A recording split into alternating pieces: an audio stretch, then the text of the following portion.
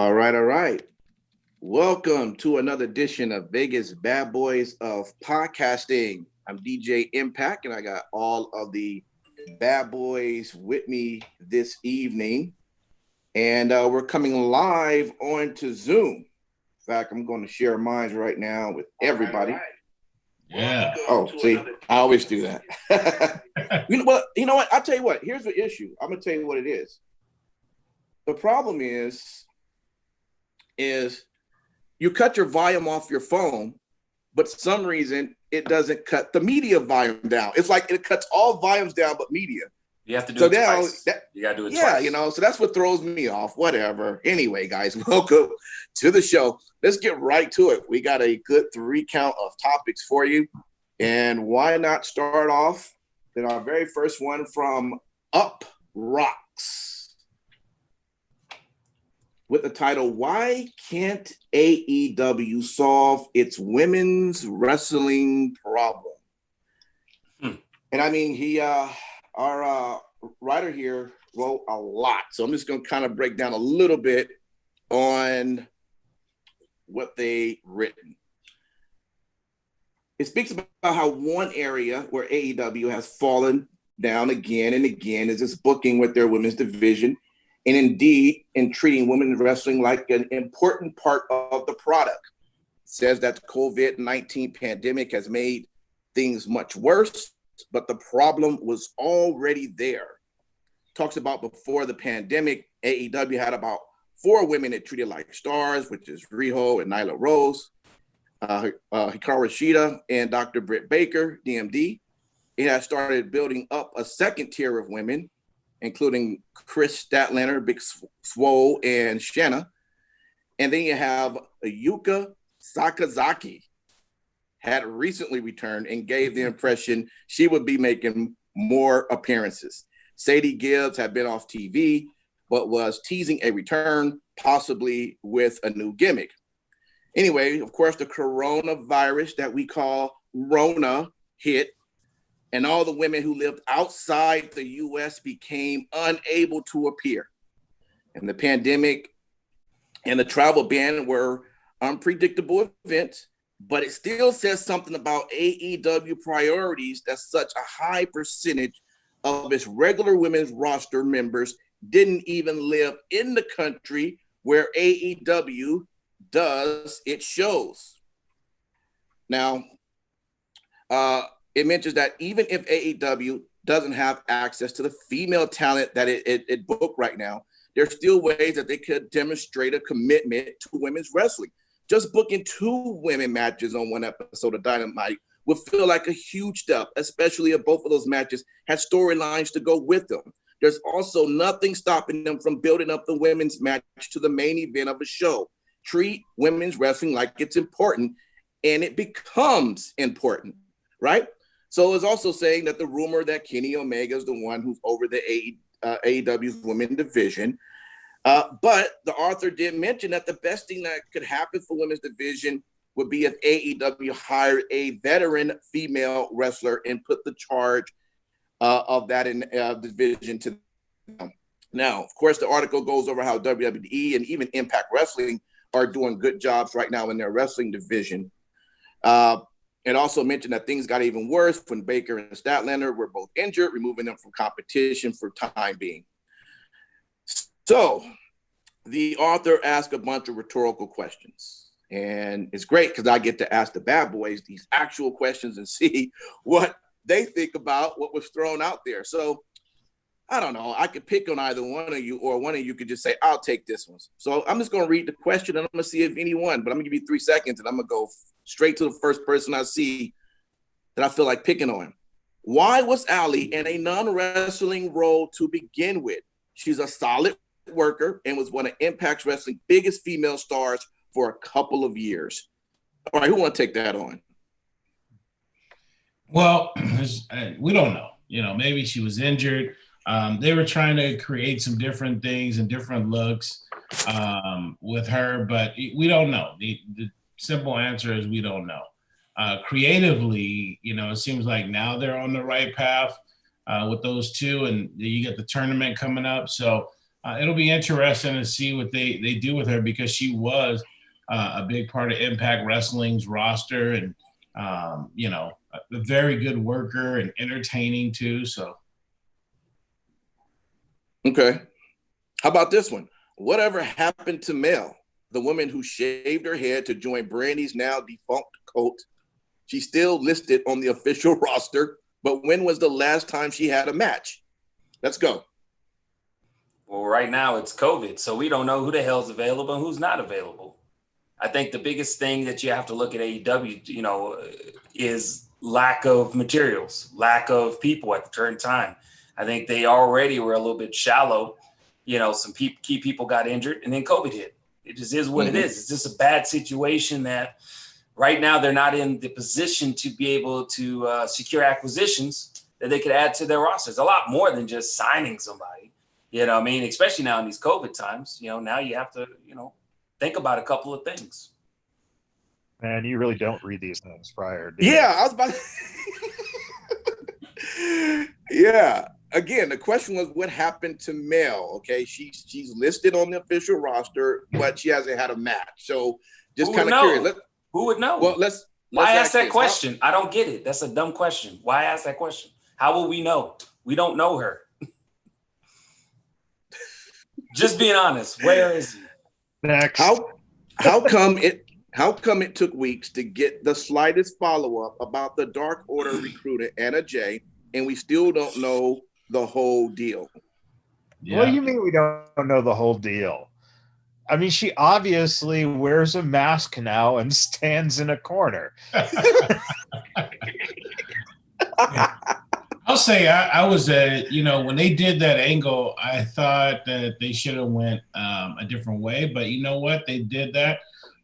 They haven't done the payoff yet. And, if you're building storylines, of course, you're going to want to drag it out. But it was good that they finally circled back around to it. And she appeared this week. It's not circling back around. That's, hey, that's right. We pay you. All right. Get out here. Here. By the way, here's a little mask. Put it on, and you're part of the Dark Order now. Come on, dude. It's fucking bullshit. It's totally bullshit. They did something that should have been cool, and they fucked it up. Period. Yeah. One of the questions was asked, is this person named Abaddon? Abaddon. Abaddon, thank you. Yeah. What's Abaddon up to? I get that she can't have constant matches and retain her creepy mystique, but is there any reason she can't be sneaking up on people backstage in the dark from time to time? Yeah. And is that a good question there? It comes down to, like, I think that you actually hit the nail on the head right when you were reading through everything. And, you had mentioned that Omega was actually overseeing the women's division in AEW. And if that is genuinely the case, then at the end of the day, we have to think about this, that he has never been in a position like this on this scale. And it, in my opinion, was an oversight to staff him with, or to charge him with overseeing an entire women's division when he has not had any major experience. I know that he did some things in DDT when he was working for them in Japan, but on the scale that AEW is in the States, with as much exposure as they have needed to have their women's division, on point, and they have to start bringing their A game. So they need to make whatever changes are necessary to accomplish that. And I think that this is a really great point. I mean, Abaddon, yes, she just got signed, a month ago, I believe. So she's not been on the roster very long. But I definitely would like to see her in more vignettes. And, the comment or the part in here saying that, she can't have constant matches and retain her creepy mystique. Sure. Yeah. I mean, that's obvious. But at the end of the day, who says that the only way that you can further storylines is in the ring. I think that's an oversight, not just with the women's division in AEW, but with AEW as a whole. And we're starting to finally see those things come to fruition, but we just need to see it quicker, and we need it now. Yeah, and again, I thought that, the easy money, the low-hanging fruit would have been to take Abaddon and put her with the Dark Order. It just would have meshed well, and they are prominent on TV, and she could have been featured with them. But she doesn't own a mask. The only thing that I would say with that, Lucky, is the only thing that I would say with that is that the Dark Order has been portrayed as like basically a savior of people who, are downtrodden or, whatever the situation may be, however they want to phrase it. But Abaddon is just a dark character. Okay. If she is a dark character, that doesn't mean that she should be in the Dark Order. You're going over his head, Steve. You're talking way above. You're not talking smart. You got right. You got to talk smart. She's a dark character, therefore she belongs in the Dark Order. No. Hey, MJF was talking about y'all. Here's some of my takes though too. Like I think that like you had mentioned, Steve, probably Omega was not the right guy for the job on this one. And it shows, right?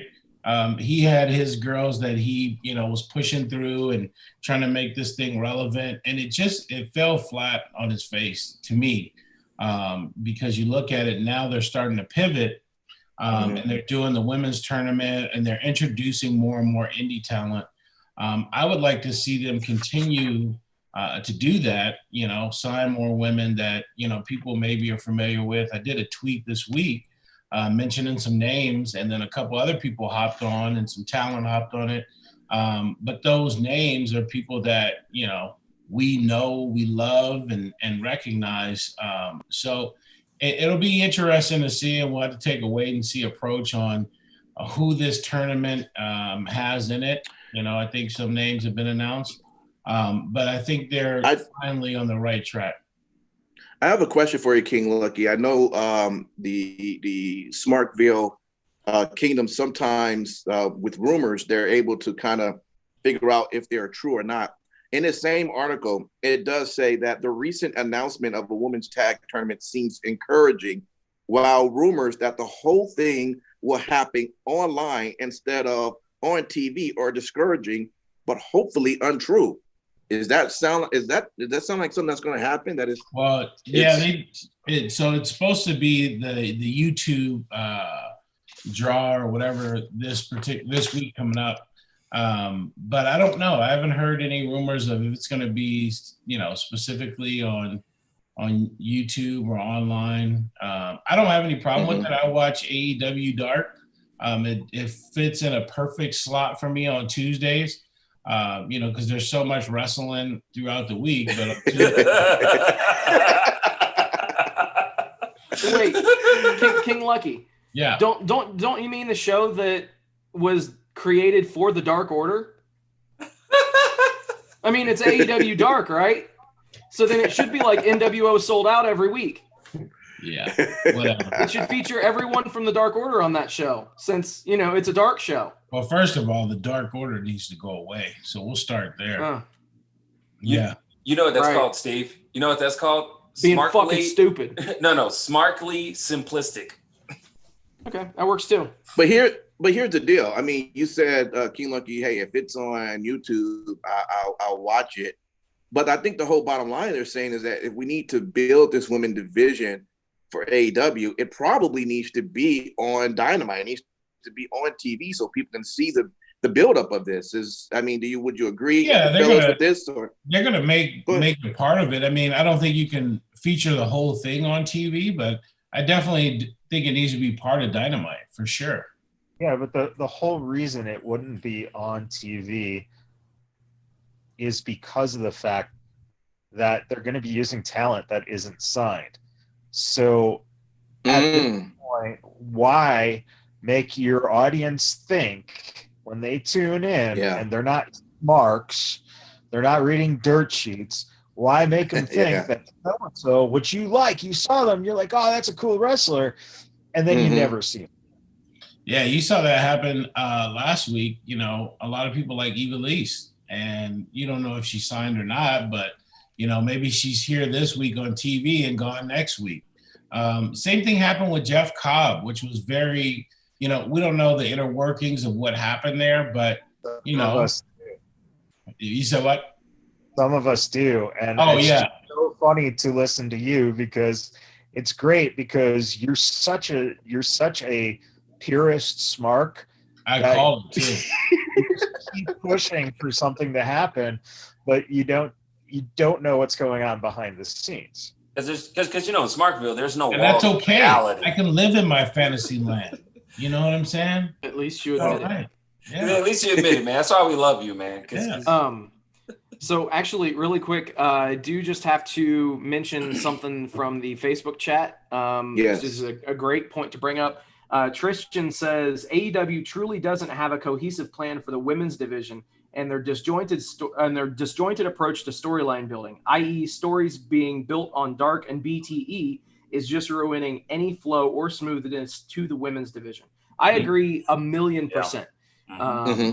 If something takes place on one of those shows, then it should be AEW canon at that point. Yeah. I mean, if they're going to use those blocks of content time to further storylines, then they should actually use those blocks of times to further storylines that are relevant. Bottom line. I agree. You guys mentioned in the article, or I mentioned earlier, that that Kenny Omega, of course, is in charge, I guess, of the women's division. Let me ask you all this. If it came down to either he concentrate on the women's division. Wrestler.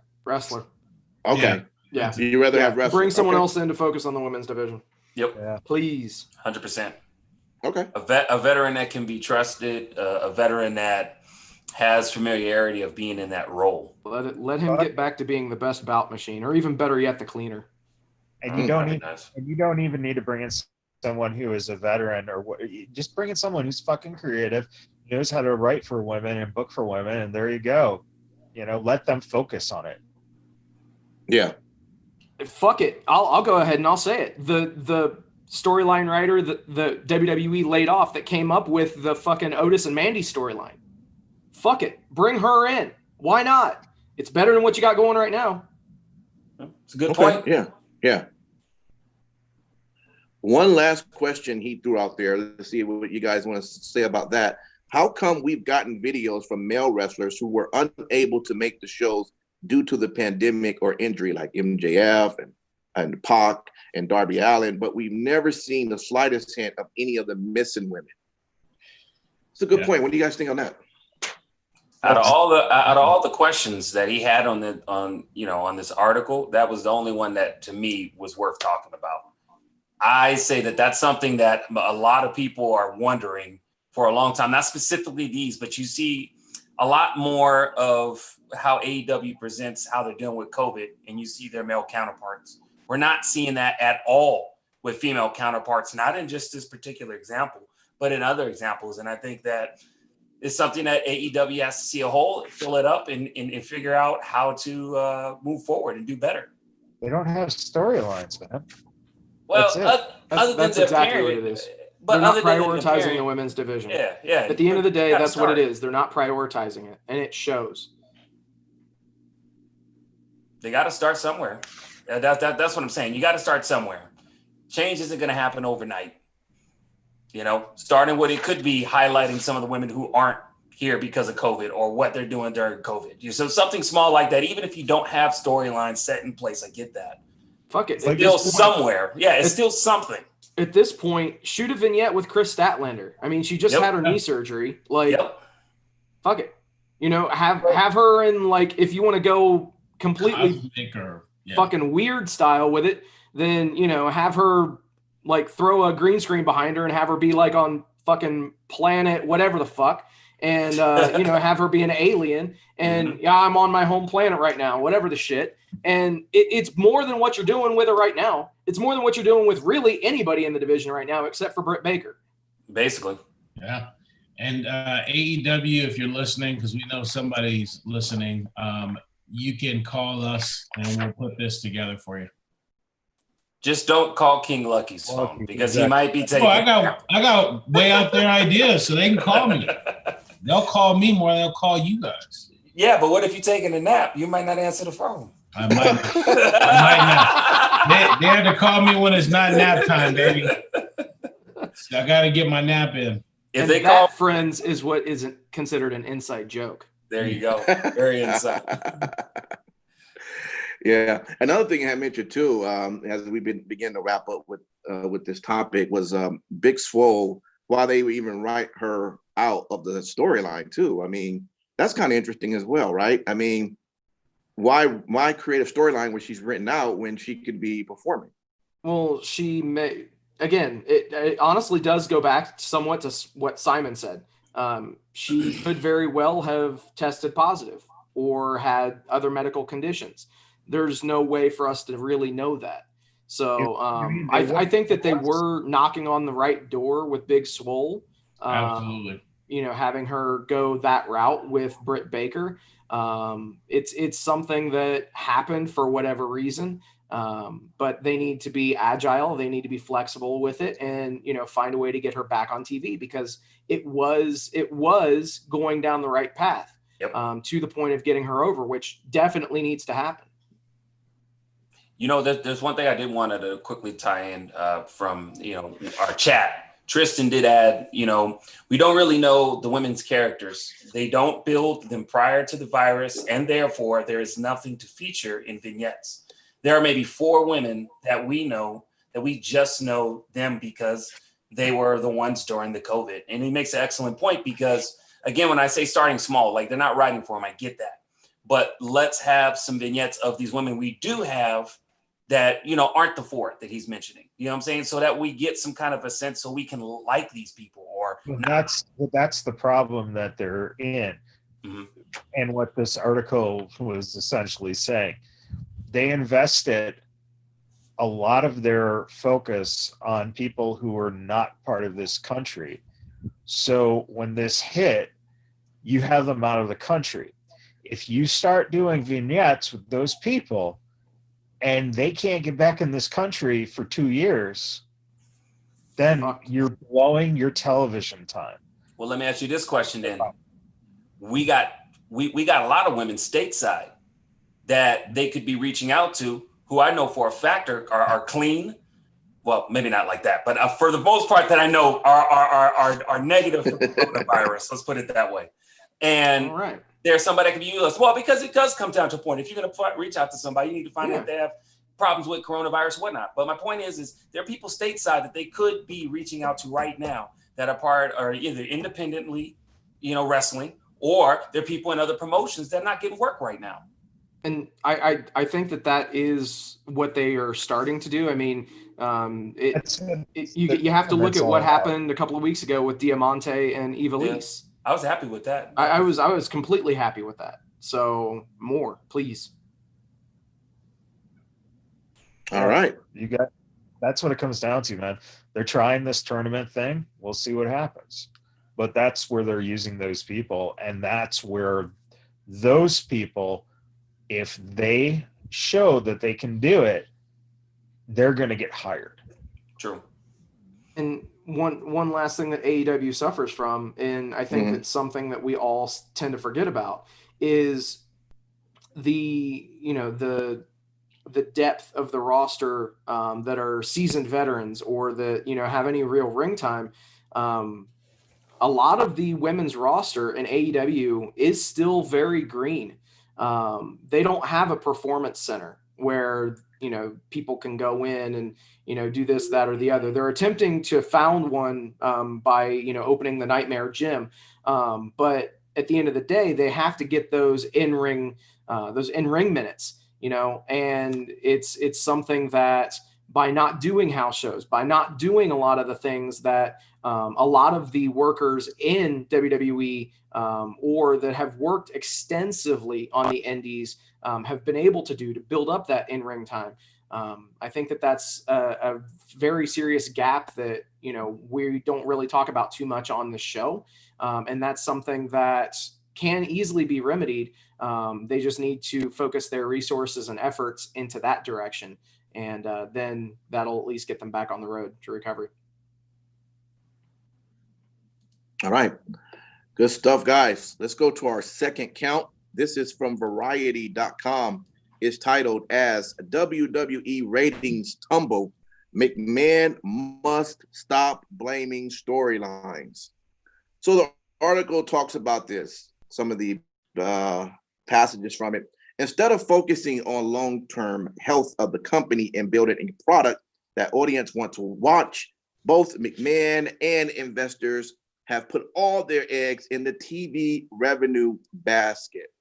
Now, McMahon oversaw a record US TV deal that kicked in last year. Raw on cable networks USA and SmackDown Now on network TV on Fox were judged to be worth a combined, wow, $2.35 billion over the course of 5 years. But even as ratings have been trending down for some time. And of course, the article just goes down about these ratings during that time. Then it jumps over and says Vince McMahon has for years sought to pin the blame on underperforming ratings on short-term excuses. And then VIP conducted, and VIP is part of VarietyHere.com, conducted an analysis a year ago of one of the WWE's big excuses at the time for dwindling audiences in absence of key superstars and found it to be false. Now, more recently, falling ratings have been blamed on COVID-19 and an influx of new talent. That was Q1 2020. And then it's taken time to be able to develop the right storyline for the right talent. That was in Q4 2019. And then needing to focus on the in-ring product. That was Q3 of 2019. And then needing to have a deeper, better storylines in Q2 in 2019. So now the article is saying that more than likely, Vince McMahon is probably going to go back and revisit the idea that new stars need to be made given the absence of several superstars due to the pandemic, notably Roman Reigns. And he's saying that this should be treated with short shrift. If the downturn in ratings in Q4 2018 and Q1 2019 were down due to superstar absences, this should have been an incentive to create new stars. And that's actually a really good point from that article. And it says that investors should be worried that no improvement has been made in ratings. It finished up by saying that instead, McMahon's feet should be held to the fire, with Wall Street asking how much longer is needed to create compelling stories and new stars and catch the public's imagination. Should McMahon's be taken to task, then it will be a sign that finally investors are realizing that without an audience investing in content, there would be no future revenue bonanzas for WWE. All right, guys, here we go. The blaming game for why the ratings continue to drop. The investors, of course, are invested in this. They're about to have their call coming up at they had their call on July 30th. Yeah. So, guys, I mean, what's your take on this particular topic here? Did you do your homework research, DJ? I'm sorry, one more time. Did you do your homework and research? Did you see what happened on that quarter call? No. Okay, King Lucky can take it from there. We actually had a good earnings call. In part it was because of some of the stuff that they did with shredding the talent, but they did show positive earnings. So, I think for investors, right now, I think the most important thing that I took away from this, and if you look at the whole thing overall, is compelling TV. You have to be able to capture the audience, right? If you tune in, why tune in if your favorite wrestlers aren't being featured, that the fans care about? Not only that, but at one point, you had the call-up was so magical from NXT that now it's just, it almost like people get buried under Vince's thumb, and then they want to go back to the NXT after being on the main roster. You have people that like Samoa Joe, Shayna, Ricochet, are just some of the examples of people, and Joe, he was injured for a little bit, or just some of the examples of people that, you love and you really get behind, and then you just watch how, Shayna was off of TV for X amount of time. They come back and, she looked strong this week or the week prior to this week. And then this week was like, huh? So there's a huge disconnect, on how somebody's booked. If you're talking about developing stars, there's a huge disconnect when you have somebody come from their developmental program to the main roster. They're booked really strong in NXT, and they look really good, and you get behind them and you're like, wow, NXT is the best product, and you expect those things to continue when they go to the main roster, and it doesn't happen. Yeah, damn shame that neither Raw nor SmackDown have former NXT talent as champions right now. Yeah, but you understand that it takes time for them to get to that point. Right over his head. Whatever. Oh God, I don't even know why we fucking try with you, Lucky. Let me ask you guys this. So you guys know it's a fucking issue. Yeah, the issue lies with Vince. It starts with Vince. It's all Vince. Starts with It's not all Vince. 100%. It's not all Vince, but that is where most of the blame needs to fall. I think that it's especially telling that Paul Heyman and Eric Bischoff were hired to be co-executive producers of Raw and SmackDown. And fast forward to 1 year, this shows you just how fucked up the world is that we are in. It's been a year since they were initially hired on with WWE to be co-executive producers, and neither one of them are there. So that should definitely tell you just how unstable everything tends to be there. And when you're constantly having a change of regime and a change of who's in charge, at least who a lot of people view as being in charge, then you're going to run into those start and stop pushes. You're going to run into certain people that are booked like $1 million when one person is writing the show, and then when that person gets fired or relieved of their duties, now they're back to being a job guy. I think it's ridiculous, and some of the blame must be shouldered by Vince McMahon. But unfortunately, because they reported a good earnings call, he's of course not going to take any of the blame whatsoever on himself. It's going to take them falling flat on their face in order for him to realize, something's not working. Fuck off. Well, see, the problem is the ship is sinking because there's a small hole in the bow. But it takes a while for that ship to sink. And if you have a dumbass motherfucker that just does not give a shit and doesn't prioritize, it's not going to address that small hole. It's going to become big. And eventually, WWE is going to suffer because of this type of, like you said, changing the regime over and over again. It's just ridiculous. The fact of the matter is this, too. Long story short, when you have both of the programs on Wednesday night, NXT and AEW, putting up nearly as many viewers as what you have on your flag bearer show on Monday night, that's a problem.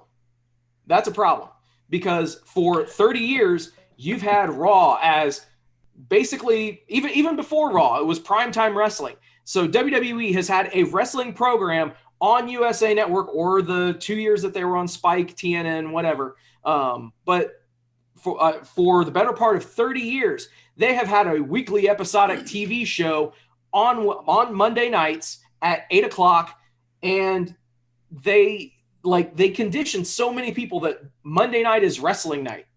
Now, in spite of everything that has gone on, and with the COVID and everything going crazy, now you're starting to see a seismic shift to where this past week you had almost as many viewers of NXT plus AEW as what you had for Monday Night Raw. That is noteworthy. That is insane to even consider that. If you would have told me when AEW started that you add up AEW's numbers and NXT's numbers and they're going to almost equal Raw's numbers, that's a big problem. Because the big excuse that a lot of people like to throw out there is COVID numbers. Oh, well, let's blame it all on the fucking pandemic. Well, NXT, quite honestly, is back up to pre-COVID numbers. AEW is back up to pre-COVID numbers. Raw is not back up to pre-COVID numbers. And SmackDown sure as shit is not back up to pre-COVID numbers. You know what? I mean, overall, the article, and I didn't catch the fact you guys heard that the ratings, quarter ratings were positive on that particular call, which is good that the earnings actually went up some. But I'll tell you this article definitely concentrates more on the overall ratings. And Sin City Steve kind of makes a good point about that, as much as I don't want to give him credit. Thank you very much. This facts don't care about your feelings, though, bro. It breaks just down just how these ratings have just been taking a major hit. And so I don't know. I mean, I still think, and I didn't actually hear the call. I don't know if you guys actually listened to the call or you just kind of read. But I think as an investor, if I was on the call, I would have asked Mr. McMahon, what is the game plan forward to get the ratings back up? What is the game plan? And hoping not to hear the same excuses that the article was saying, that there's always seems to be the same, excuses coming along. And this time the excuse would have came about being that new stars need to be made. So I don't know. I think if I was an investor, I probably would want to know that, because even though you had, a little bit of some earnings that came in, I still would be, questioning what's the game plan here. I'm right now looking at some of the info that came from that call. It shows here that even the average paid subscribers, and this is different from network, but it even fell to 1.5%. That's them calling right now. Hello. Vince is calling you. They're going to give you a call right now. I was waiting for Vince to make that call. You should pick up that phone and see what he has to say. All right. So, yeah, but even that has dropped down some. It just looks like that. I don't know. I'm hoping things continue to get better. I think outside of COVID, you can still put on some pretty good entertaining product, depending on what it is you're putting out there and what's resonating with the fans. So I don't know, but Steve, you do make a good point. But you're the biggest non-other company thing in this group right now, right? So sure. The thing is, do you watch the product still? Yes. Are you entertained? I am. There you go. See, people like Steve, who definitely think that, there is this high and mighty standard that must be, they need to push guys like the Revival, because those guys are money drawers. Here's the thing. The thing is, you want to argue this shit? The fact of the matter is, no Roman Reigns, okay? This is a guy they've been building and pushing for years. Does it really fucking matter in the long run? Because they put the belt on another monster, and that's Braun, right? He is someone that, again, along with Bray, along with AJ, you could put belts on these guys. The fact of the matter is that regardless, it's not a product that is meant for guys your age, Steve, or your age, Lucky, or my age. Simon, I'm not too sure how old you are, so It might be geared towards your kid, but that's it. Wrestling's for kids, especially when you want to make the fucking money. It's for kids. Yeah. Well, because when you think about the merchandise, you're exactly right. Because my kids bother me about shirts and action figures every time they see the commercial. So, I mean, it makes sense. Exactly. And as long as AEW and NXT have supporters that are rabid fans of those brands, then that's good as well. All right. But the fact of the matter is that you just made the point, Steve. The thing's been on television for over 30 years. Mm-hmm. Or going on 30 years. So you can't expect it to continue to have ratings as it did throughout the years when everything is evolving and changing. I agree with that. You cannot expect it to produce the highest numbers that it's ever had. But when you're continually lowering the bar for the lowest ratings and the lowest viewer numbers in the show's history, you're working in the wrong direction. You're working in the wrong direction if your latest content that you're producing is being seen by the fewest eyes. But you're also dealing with a different type of fan because of the fact that things are dependent on those younger eyes. What do younger kids now do instead of TV? Social media, TikTok, Fortnite, TikTok. Exactly. How many times are you going to say fucking TikTok, Street? Jesus. Because that's all they fucking do. Fortnite and TikTok. Fortnite and TikTok. TikTok with Fortnite. That's all they do. He knows better than we will ever know, man. Basically. But that's a valid thing. A valid thing is the rating system is contingent upon those people who are thereabouts over the age of 25 right now. Yeah. In the next decade, let's face it, it's all going to pretty much be streaming. Yep. Ratings aren't going to have a fucking matter because there is going to be no television. It's all going to be streaming. So all you people still having cable in your houses, Impact, you're going to be saving some money pretty soon. Listen, I tell you, I call them up and I tell them that I can't afford it anymore. And then they drop the price significantly so low that I have to stay with it. So I'm not even on a contract. So I'm just loving the ride. Yeah, Impact absolutely hates technology. I mean, you heard his home phone. You heard his home phone going off. Real. How many people do you know that still have a 1998? Hey, Impact, with that little thing you just told us, strippers say that all the time too. Ooh. So at the end of the day, you getting played, you getting run for your money, man. Eventually, you need to just hop on the streaming world like the rest of us. Put all your money into your internet. Put less into your cable package. Okay, well, I appreciate that. Thanks for the word of wisdom. No, it's not words of wisdom. Those are street facts. Oh God. Or beaver facts. No, not beaver facts, man. They made beaver facts. Your teeth ain't big enough to sink into that.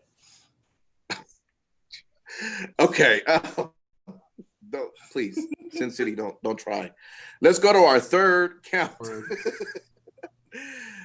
Man, this question hurted me. It comes from Last Word on Pro Wrestling. Is it time for Jim Ross to go? Damn. Okay. It just mentions that, of course, good old JR Jim Ross has built a captivating legacy on commentary from his work in Mid-South Wrestling to WCW and to WWE. And, of course, the article just breaks down all of the awesome calls that he had over time. But I guess since he's been with AEW, the article mentioned, and, of course, this is coming here from the article, he says it's clear that Jim either doesn't know the ins and outs of AEW or, quite frankly, doesn't care. And while it's true everyone has a couple of bad days, he's made no effort to improve himself after multiple mishaps and infuriating comments on modern wrestling. His reputation has remained indifferent ever since Dr. Britt Baker famously cut a promo calling him a, quote, lazy barbecue sales rep, unquote. Oh, boy. While there has been instances in which Ross has spoken favorably of AEW, even saying it is worth watching over NXT, his commentary continues to drag down the match every Wednesday night, and it's clear he needs to go. Then the article speaks on saying AEW has more than enough options on who can replace Ross, and they go through these different names. It also mentions that wrestling fans have begged for two-person commentary teams to make their way back for years, but it ended by saying AEW bringing in JR was originally a sound idea. His name alone still invokes fond memories of pro wrestling fans of Slobber Knocker spectacle. Unfortunately, after repeatedly dropping the ball and causing friction at the announce table, it's more apparent than ever that Jim Ross needs to leave the booth, and that JR could easily find another role to play in AEW, such as a sit-down interviewer for Dynamite, if they wish to keep him on TV every week. And the fact is that Jim clearly isn't comfortable where he is. Neither are the fans. And if JR doesn't want to root for the home team, then he simply needs to get out of the stadium. Damn. That's harsh. I don't know. I mean, I'll let you go with this, Sin City, because AEW is your baby. But Jim Ross, I don't know. Yeah, I mean, listen, I've heard mistakes, but I'm not ready to say that he just doesn't care, or even as far as the way he was making it seem like he maybe want to sabotage it. I don't know. But what's your I don't know. What's your take? He definitely doesn't want to sabotage it. I don't agree with that. However, yeah, those are my words, by yeah. the way. Okay. The best thing that I can tell you is that, you know, every story, even the most the most regaled of all fairy tales, every story must come to an end. And I think that we are at that end for Jim Ross. As painful as it is to say, I don't want to speak for anybody else, but he was the voice of my childhood, man. And it's so difficult to have to say something like this, but at this time, I feel that it would be addition via subtraction if JR would step out of the broadcast booth. Now the article, mentioned the whatever the Alex Marvez experiment was with AEW. I think it's long known how ineffective Alex Marvez was in the booth. So he should definitely not be replacing JR by any stretch of the imagination. But I agree. I think that Jim Ross being in the booth every single week for every single match is something that needs to be phased out. Now, I would be cool with having JR call the World Championship match at the pay-per-views, or that kind of stuff. If a match needs to feel special, you bring JR in and you make an ordeal out of it, that he is going to be in the broadcast booth. If nothing else, that would allow him to focus explicitly on the people whose match he is going to be commentating, rather than him having to learn, quite frankly, an entire new roster of people that he's unfamiliar with. And Father Time loses to no one. We're all going to get to that point where the cognitive decline will hit, and it's going to suck. But we have to admit that it hits for everybody. And I feel that the time has come for Jim Ross to step out of the broadcast booth on a weekly basis. Let me jump over right quick to Matt Michaels right quick, because I want to see if you just agree, or can we get a different opinion on this? Come on, man, this is Jim Ross, Matt Michaels. You think we should just do what King Lucky say? And have you listened to our show? I'm the only one who's constantly saying, get rid of fucking JR. from the beginning. Damn. That is, I mean, dude, it's like, listen, the fact of the matter is JR was very entertaining last year at the Cauliflower Alley Club as an MC. Why? Because he was fucking sauced. He was and he was amazing. So either A, Jim, start drinking more and just going out there and saying whatever the fuck you want to say. That would be fucking awesome. Or B, just I suggested, I don't know if it was 2 weeks ago, 3 weeks ago, just do the fucking behind the scenes stuff and film those vignettes. As far as I'm concerned, Shivani can go too. Grandpa. Grandpa in the booth. It's like fucking Statler and Waldorf from the fucking Muppets.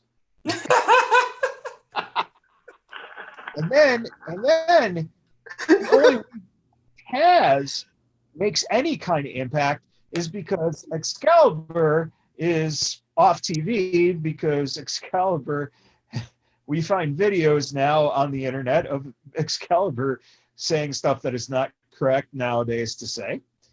So basically, you have Taz, and Taz is your top heel manager who is now calling, and he's tough. He's not like Heaton. Your Heaton was a weasel, so it worked.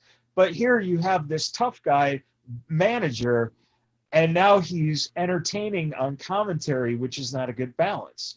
So at this point, like, there's guys out there who you could fucking, try other guys, and or mentor other guys, have those guys get mentored. Michael Cole didn't just get handed the job overnight. He got mentored taking JR's job. And at this point, hey, JR can mentor another guy to take his job. I don't know. I don't understand why I understand why he's on TV and you want it to make it reputable, but you're a year in and his favorite female wrestler is Sunny Kiss.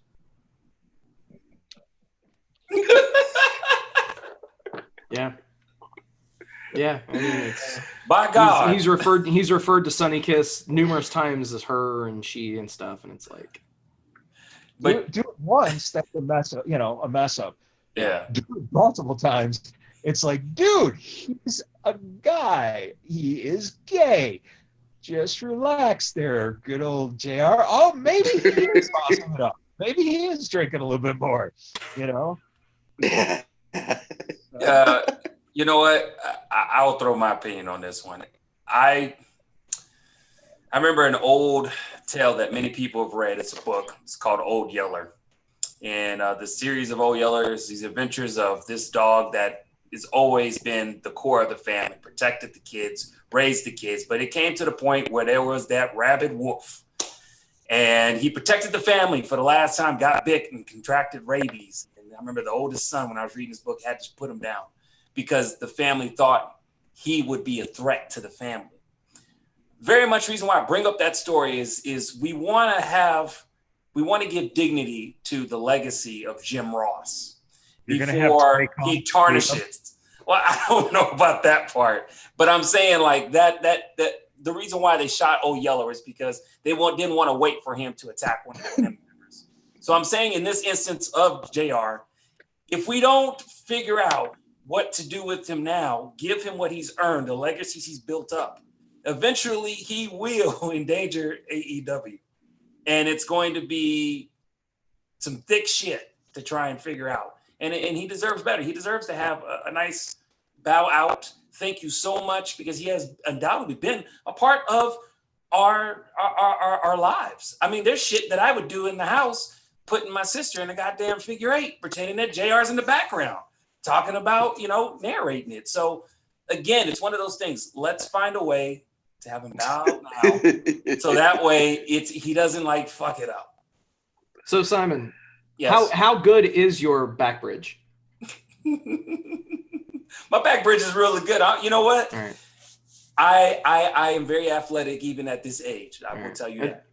But back then, I got it. I could do a figure eight straight up. Before Charlotte ever took it, I could do that. I meant to say figure 4, but yes. I know you did. Figure 8 too. I can do a figure 8. Well, without question, JR should have retired with the WWE. In terms of an on-air personality, he was familiar with the talent, the way they did things, and I just think that in 2019 that should have been the curtain call. If he still had stuff left to give, and he wanted to do something like everybody else here has mentioned before, you can do behind the scenes stuff, or you can do interviews and things like that. But I think. Me personally, I love the guy. I still like hearing him on TV to some degree, but all the different mishaps that he has, it's time for him to step aside from the commentary booth. Damn. It's sad, though. I'm sad. If he shaves the goatee, then maybe he'll get it back. Like, look younger. Feel younger. Yeah. Yeah, sure. Come up with a new barbecue sauce. There you go. Yeah, that's the solution. Shave your goatee, JR. Seriously, shave your goatee. Hey, but you got to give him his props because he's been on it with that P&P, the picture in picture. He's been on it like this Wednesday. He was on it. He didn't stutter or nothing. So got to give the old goat his dues when they're due. Oh, JR, the court has spoken, and out to the back shed, man. So which one of us are going to shoot him? Because I think that should be Impact because it would weigh on his heart the most. No, I nominate it Matt wouldn't Michaels. Be me. I nominate Matt Michaels. Matt Michaels would do it without any hesitation. Yes. The rest of us would be crying with the gun in our hand. Yeah, I wouldn't even Matt do Michaels' big smile. He takes off the glasses with full elation and just see you later. And then asks us if we want to go grab some dinner, like right after. He's like, yeah. Grab some dinner. You know what I'm serving you? I'm serving you some good old JR barbecue.